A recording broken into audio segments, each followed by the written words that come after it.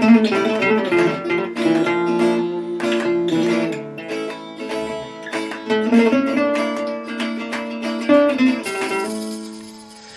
and welcome to the Talk Fútbol podcast. My name's Tommy Hay and I'm joined here by the editor of Get Spanish Football News Online, Kieran Quayle. How are you today, Kieran? Very good, Tommy, thanks. Yeah, not a bother. Still in Ireland, but look forward to getting back to Spain soon enough. How are you keeping? I'm good. Yeah, here just now. It's quite a grey day, quite overcast, which it's a bit disappointing because the weather's been really good the last wee while, but yeah, nice and hot. So you'll be coming back on the 20th, is it? The 21st? You've got a plane ticket booked back? Yeah. I'll be flying back in on the 20th of July for some much needed sun and beach because it's been pretty grim here in Ireland. Watching all the La Liga, we've had a miserable couple of weeks, but yeah, definitely I'll be feeling like some sun is badly needed now soon enough. So yeah, looking forward to that. That's good, some relaxation. Okay, well, let's get right into it then.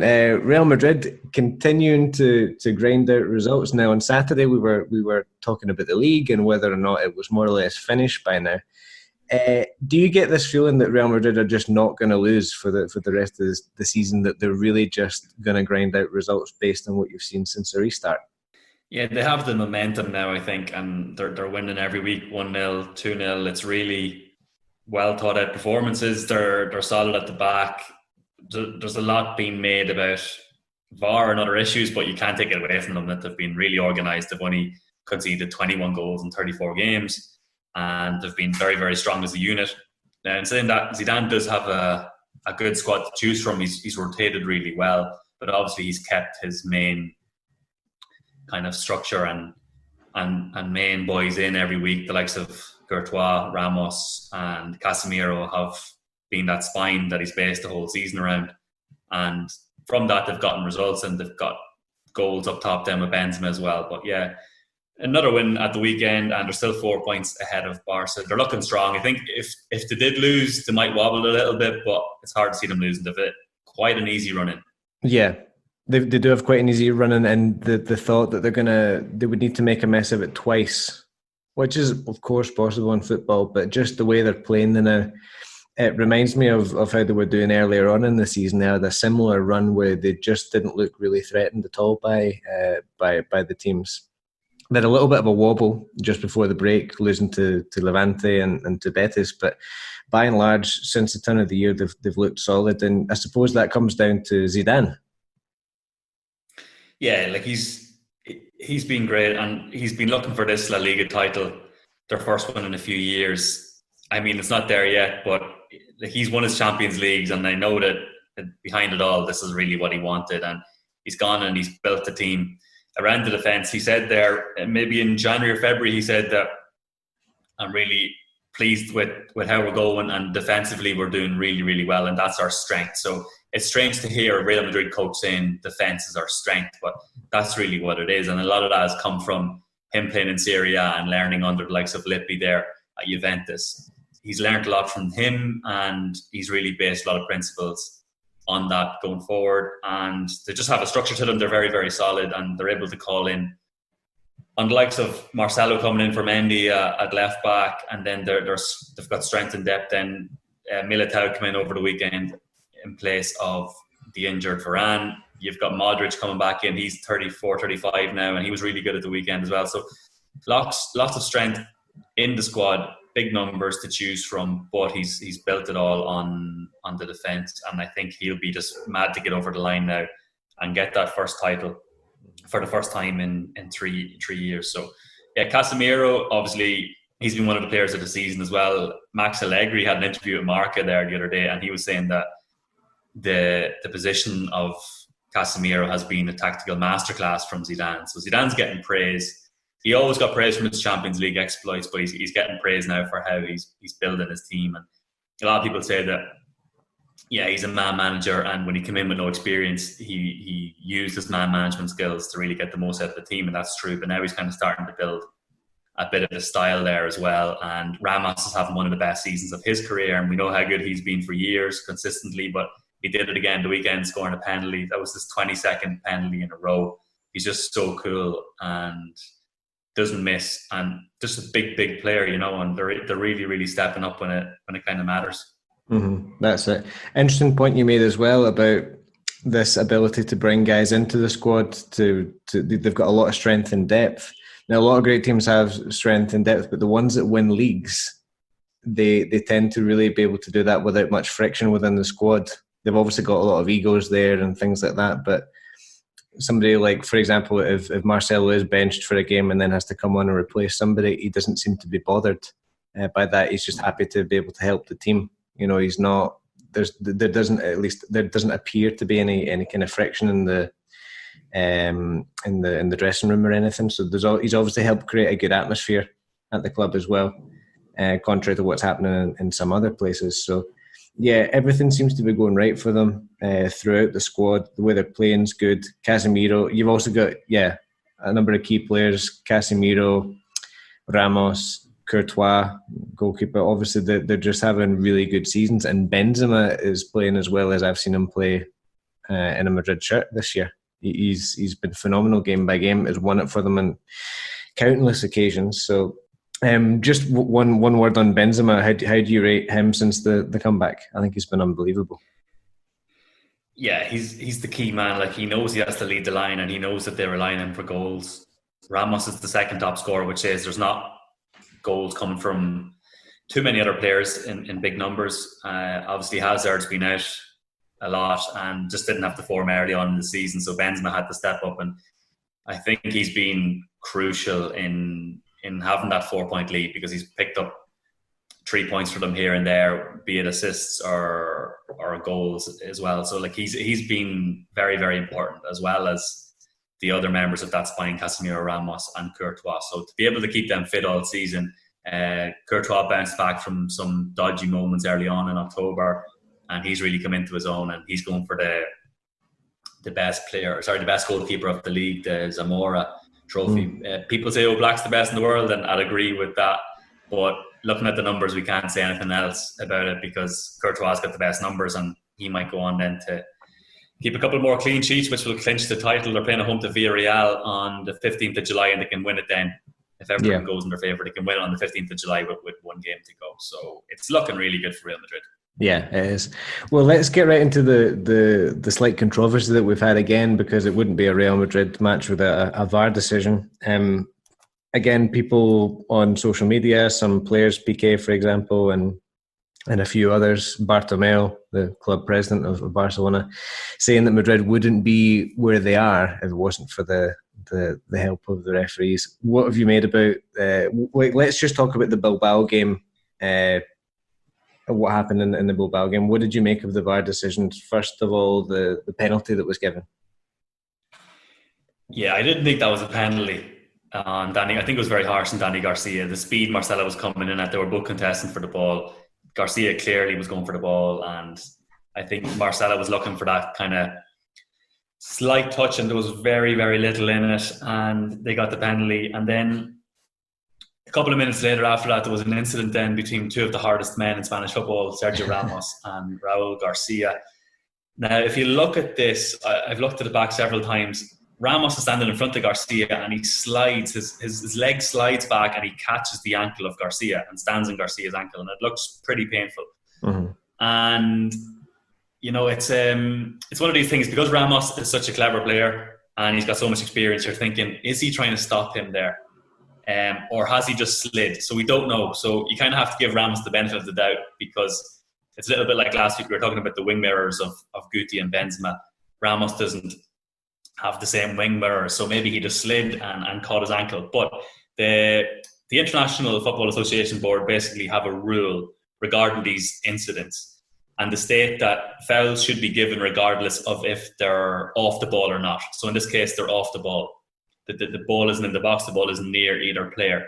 Mm-hmm. But this was translated wrong, and the Spanish version of the rule is basically saying that you have to be contesting the ball with an opponent. And that's the reason that they didn't award a foul, and therefore Madrid got away. The referee waves play on, and they got away with it because it was translated badly. That's unbelievable. From the rules, yeah. It's unbelievable that it got to that point. Yeah, that's why you've got to hire good translators. You've got to pay the money. Yeah, and this is it. And it's like if somebody gets tripped up at the edge of the box, it's a free kick. If you see an off the ball incident, the referee will generally pick up on it, and that's what the rules are in the IFAB's book. But yeah, somebody got it wrong along the way, and it's led to Bilbao not getting that penalty. So they're complaining, but every week someone's complaining against Real Madrid, and Zidane's fed up of it. Simeone came out in one in the morning and he said Madrid get more penalties because they attack more. Mm-hmm. So a lot of it is going against Madrid, and they're still winning. They're not going to care. They're going to be laughing at all this controversy and everything that's going against them. I'm sure Florentino Perez is having a good laugh in his president's box. He doesn't really care. Everyone's giving out, but they're winning the games, and they're playing so well. Their structure, their organisation, and all of that, that's got nothing to do with VAR. They've been doing that all season. And then because there's some VAR incidents coming along the way, people are like, oh yeah, typical Madrid. This is the thing. It's that, I mean, there's. I don't believe there's any conspiracy or anything like that in favour of Madrid, and I think a lot of it's just logical that they're attacking more, they get into more positions where things are likely to happen, and that's just kind of common sense, isn't it? That they give it for that. Having said that, they've had so much luck. They really have been lucky. You could say 3 or 4 games where they've been really, really lucky. They were very lucky against Valencia, I thought, although they went on to win that game by a margin of a few goals. But they were, Valencia getting their goal ruled out was very unlucky. The Sociedad game, I think, was the worst one for me, where there were more things. They had 3 decisions that all went their way. And the one at the weekend, I don't think it was that bad, to be honest. I think, compared to some of the other ones, I don't think it was terrible. And it's difficult to take. It's difficult to take if you're a supporter of the team. It's definitely difficult to take if you're a Barcelona fan. But I don't think there's anything beneath this. I think it's just they've had some really good luck. Obviously, they need to perfect the use of VAR. That's the thing. Like the main question on after that game, after the Bilbao game, was why wasn't the VAR used for the Raúl García incident? Well, it probably was, and there was this off the ball thing comes into it, and that's why they didn't run over and check. There's a logical explanation for these things. I think one solution to the VAR problem would be maybe do what you do in rugby and things like that, where you have the microphone, the referee and the technical staff, the VAR referees have a microphone, and you can hear the conversations. I think just having more transparency there would help. I don't know what you think about that. Yeah, definitely. I think that they have to improve it. Like even Javier Tebas, the president of the Liga, said there's still problems with VAR. Everybody knows there's still problems with it. So it can only get better. And I think that transparency would help the conspiracy theorists as well, because if they can hear what's going on in the referee's room, it'll make it a little bit easier. And yeah, it's just somebody still has to decide the decision. Like it's still going into somebody in Madrid in Las Rosas, and he has to make the final call, and the ref's kind of stuck in the middle of the players shouting in his face and that other guy making the decision in Las Rosas in the Spanish FA HQ. So hopefully it improves, because every week it's just some ongoing issue. But taking away VAR, Madrid have been a better team than Barcelona. So if they do win the league, regardless of the VAR decisions, I think they've deserved it. That's it. Okay, well, on to Barcelona. A rare exceptional performance for them against Villarreal. We had both agreed that this was going to be a really difficult one for them away at La Cerámica, and they were outstanding. What went right for them in this game?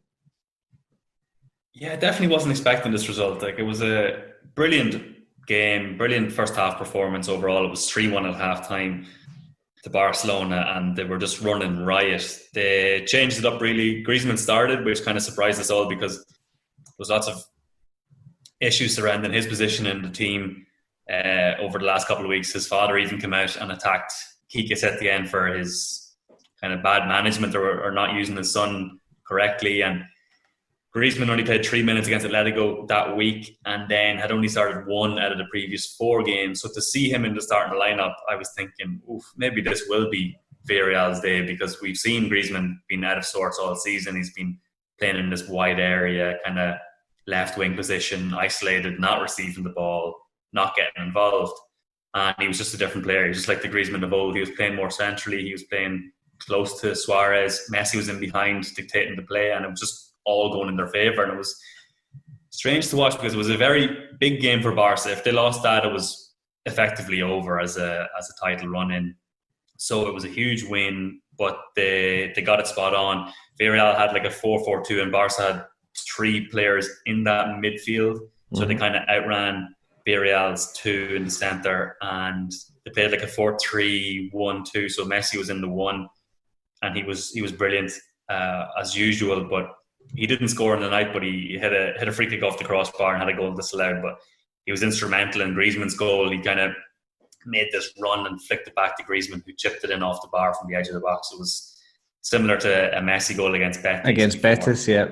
Yeah, very, very good performance. And then Messi led on Suarez for his goal, which was a cracking effort into the far top corner from the edge of the box. Really good curling effort. So they were just on fire. And seeing Messi and Griezmann hugging after all this talk of they don't get on, they don't pass to each other, Messi doesn't like Griezmann in the team. It looked like Messi's father's Instagram rant actually made it, or sorry, Griezmann's father's Instagram rant actually made a difference and set the aim, put him in.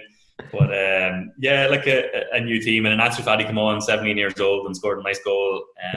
Nice finish into the near corner. So to be able to bring him on was kind of wrapped it all up then towards the end. Villarreal were in it. They had a couple of chances. They're very, very good. But I think the Villarreal style of play, their kind of openness kind of helped Barca get through, and they were very, very good. I think this is what happens when teams try to take the game to Barca, when they feel confident against Barca. That's when Barca just run all over them, and that's when you see them at their best. The thing is, when teams try and stop Barca from playing, you know, when they don't take the game to Barca, that's when they have issues. That's when they break down, and that's when the frustration builds.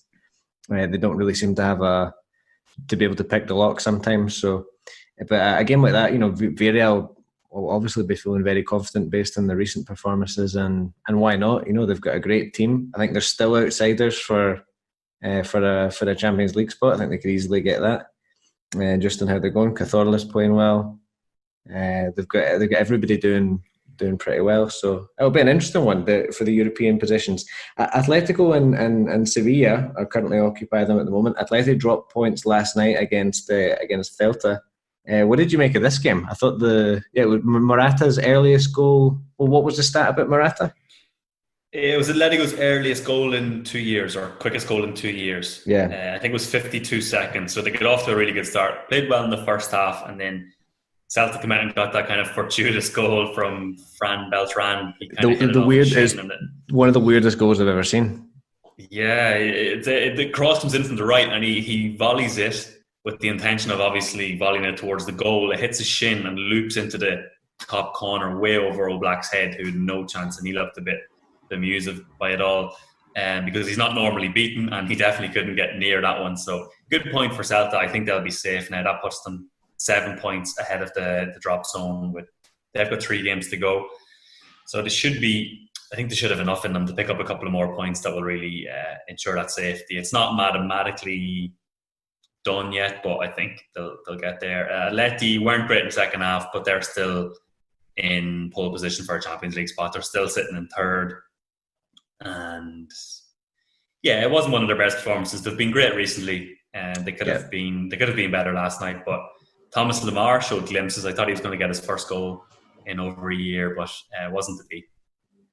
Yeah, it would be great to see him coming back again, and this is the time to do it, just as the season's finishing, and Atletico have been good since the restart, so we'll see. Hopefully he gets a bit more game time, because I would love to see him hitting the heights he was at when he played in France. So yeah, that'll be interesting. And Sevilla, they got their 16th win of the season in a pretty hectic match. Ocampos scored a goal, put them 1-0 up, and then he played the last few minutes in goal as well. This was a weird one. Yeah, very strange. It went to the 100 minute, and in the 100 minute, Ocampos was saving a shot from Dimitrovic, which is the Eibar goalkeeper. He came up from the other goal up for a corner, and he was trying to get a last gasp equaliser, but Ocampos in goals, for whatever reason, he was chosen. He's one of the smaller players in the team, and he's probably their best outfield player, but to put him in for whatever reason, and he managed to save it and get it cleared. So very important win for Sevilla, because that extends their lead over Villarreal in 5th to 6 points. So they're in the 4th Champions League spot at the moment. And Villarreal going well, obviously had that defeat to Barcelona. There's 6 points in it. So I think Sevilla and Atleti, you'd fancy them to get third and fourth, but we can't rule Villarreal out yet. And it's again typical Sevilla, 1-0. They've done that a lot this season. Yeah. Their goal difference is only 16. They've scored 49 in 34. So they've been nicking games. They're very organised under Lopetegui. This is his first season, so to get a Champions League spot would be very, very good. They've had some exceptional standout players this season. Likes of Jesus Navas has been brilliant. He seems to get better with age. And then they've just been grinding out wins. So yeah, they're looking good for a Champions League spot to be in. They're a massive club. We all know how good they've been recently in the Europa League. So to see them in the Champions League would be special. Yeah, it would be indeed. Okay, well, let's go right back down the bottom of the table. Espanyol versus Barcelona tonight. Espanyol are now most likely to be relegated. It's almost certain. Extra kick in the teeth to possibly be relegated by Barcelona as well. What's gone wrong this season for Espanyol? Because it's been a bit of a disaster from start to finish, hasn't it? It really has been. They finished 7th last season. Get into the Europa League and then went on this unbeaten run in the Europa League in 2019, and it's just been bizarre, really. You had Espanyol down for maybe a top 10 finish this season with some of the signings they made.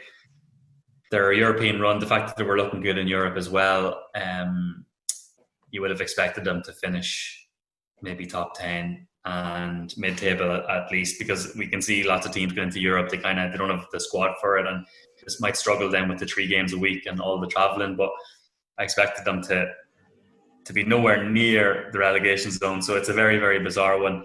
They've been in the top flight for 26 years. They're a well-established club, Barcelona rivals, a nice club up there with like a decent stadium and a lot going for it as well. So too big of a club for Segunda, and after 26 years it'll be a very sad day for Espanyol fans who need an absolute miracle. They need to win all their games to stay up, so it's not looking likely, and they're playing away to Barcelona tonight, which is Wednesday.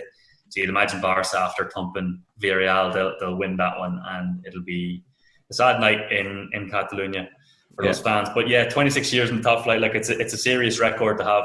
A lot of teams that we currently see in the top flight this year have been down in Segunda B. The likes of Granada were in the 3rd division a few years back. Osasuna were down. Getafe were down. Valladolid, even Betis had a couple of runs. Celta Vigo, Alaves, Eibar, Mallorca, Leganés. All of these teams have been down, and Espanyol have been up the whole time. So we're losing a pretty big club next year, and obviously we'll gain a couple who'll come up. Cadiz look good coming up. They're 8 points ahead of 3rd and 2nd in Segunda, so they'll be coming up. They're a lovely little club down on the south coast. So yeah, it'll be a blow for La Liga. But yeah, they spent €40 million in January. Espanyol, they brought in a defender, Cabrera from Getafe, a midfielder, and Barba from Rayo, and a striker, Raul de Tomas from Benfica. 40 million for the 3 players, and you're thinking, okay, this will save their season. Then COVID hit, and they were getting a little bit of run before COVID, and then that hit, and then after COVID, you're expecting, okay, these will gel now and get the all-important points, but they've just been awful. They lost against Leganés at the weekend at home, 1-0, and on paper, they're a much better team than Leganés. Like, Leganés will probably be relegated as well, but at their squad, they're not good enough for La Liga, whereas the Espanyol team are good enough. So just problems with players, problems with attitude maybe. It doesn't help having 4 different coaches in one season. Yeah, that was my question. Like, that was my next question. Like, how much does having 4 coaches not help your relegation? Avoiding relegation. Yeah, Gallego was in at the start of the season. Then Pablo Machín for 10 games. Then Abelardo for 13 games, and now Rufete, who was an Espanyol player and would have played against Barcelona over the years. So this will hit him hard tonight as well.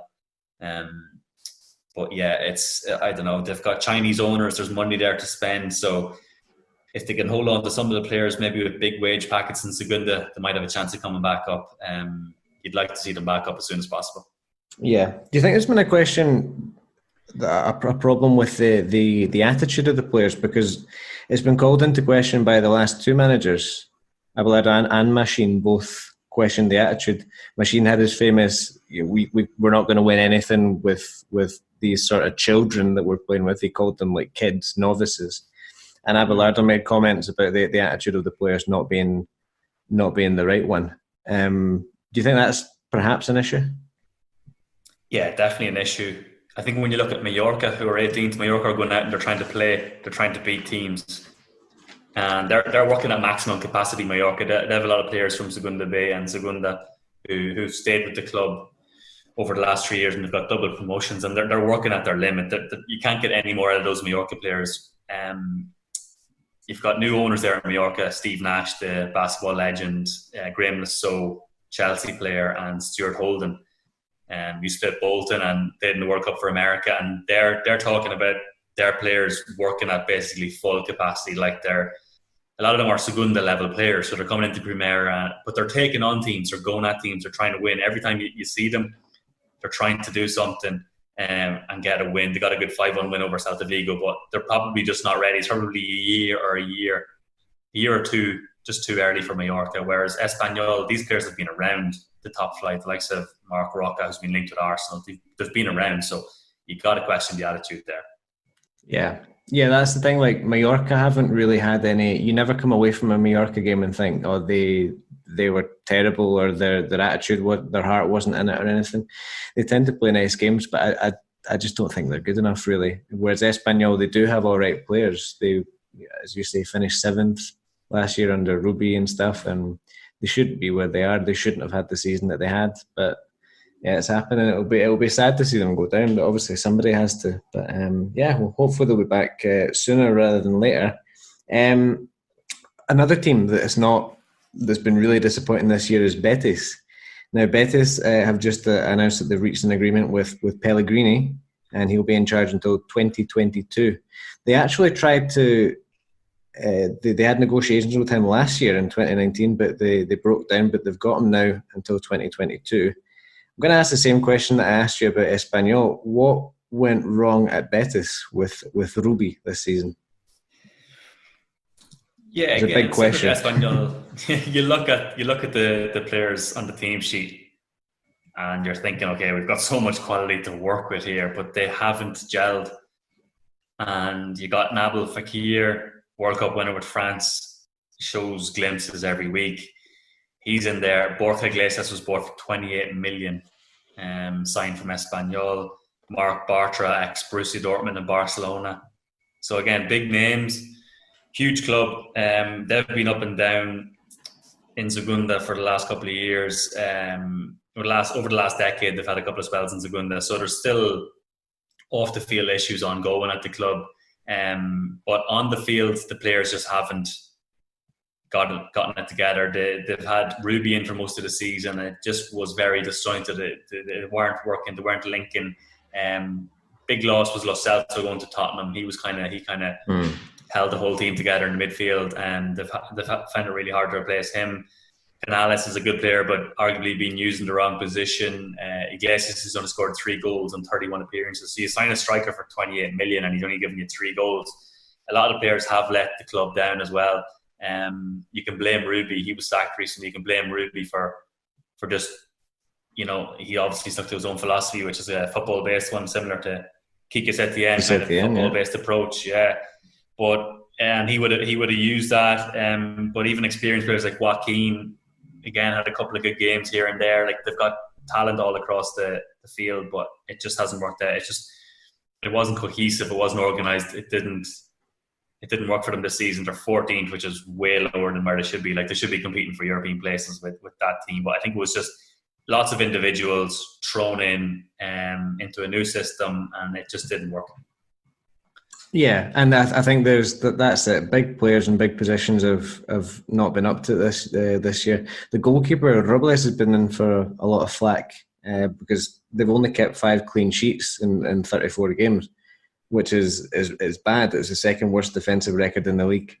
So, and the thing is, the substitute goalkeeper is the Spanish under-21 goalkeeper, which is good, but he's very young, so I think they were maybe reluctant to drop him drop Robles after a few clangers. So you think back to the Barça game where he slipped, and Betis could have drawn that game.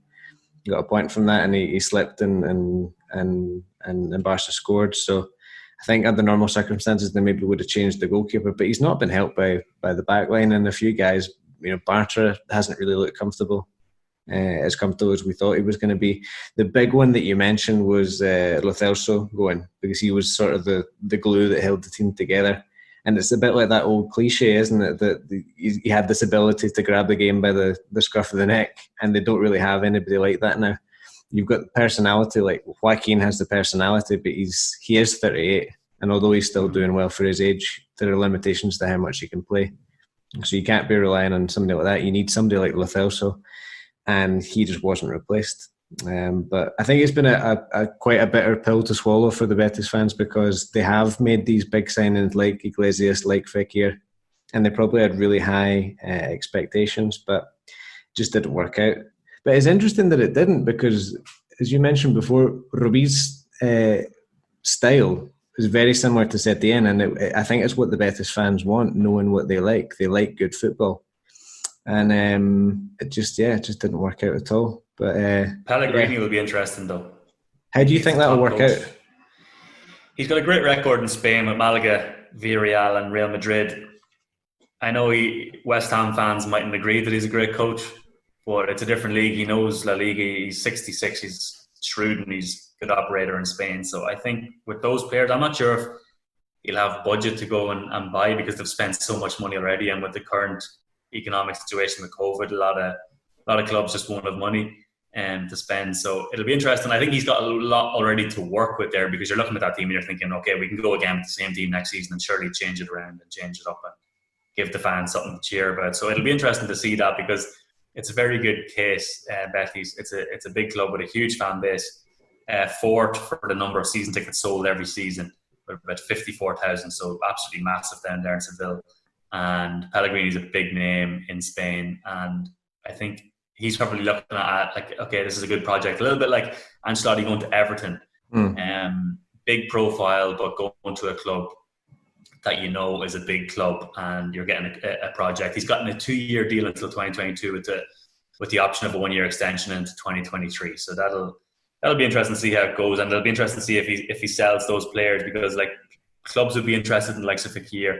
I know Joaquin's going to be retiring at Betis, but likes of Iglesias, who hasn't really done anything and spent 28 million on, to see if they keep him and if he can actually score. Because if that team worked, they'd be fighting for European places. Yeah, and we've seen glimpses of it. The game against Bilbao earlier in the season, where Joaquin scored beat Real Madrid right before the break. Yeah, so it's been a bit of a roller coaster year for them. But it'll be interesting to see what happens. Okay, anything else that you've got in your mind that you want to talk about, or should we call it a day? Just looking forward to more games. Are you sick of the games yet? Not really, no. To be honest, I'm really looking forward. I've got a kind of morbid curiosity for the one tonight, Barça versus Espanyol. Looking forward to that, but no, I'm not bored of the games at all. I've seen a few heads on Twitter saying, like match day 34 now, and like the 27th day in a row of football. Getting a bit sick of it, but yeah, I'm of your opinion as well, that we were out for so long, and there's still lots to play for, and we've got a podcast to keep going, so there's lots to look forward to. Yeah, and streaming as well, which is good. So you can always keep it ticking over. And also, I think because the league has stayed alive for so long, some other leagues have been won for longer, have been over for longer, and there's been less competition. But Spanish league, there's still a lot going on, and you've got various battles going on up and down the park. And as you say, it's still not entirely over between first and second. You do suspect that Real Madrid are just going to grind it out, but you never know, anything can happen. So.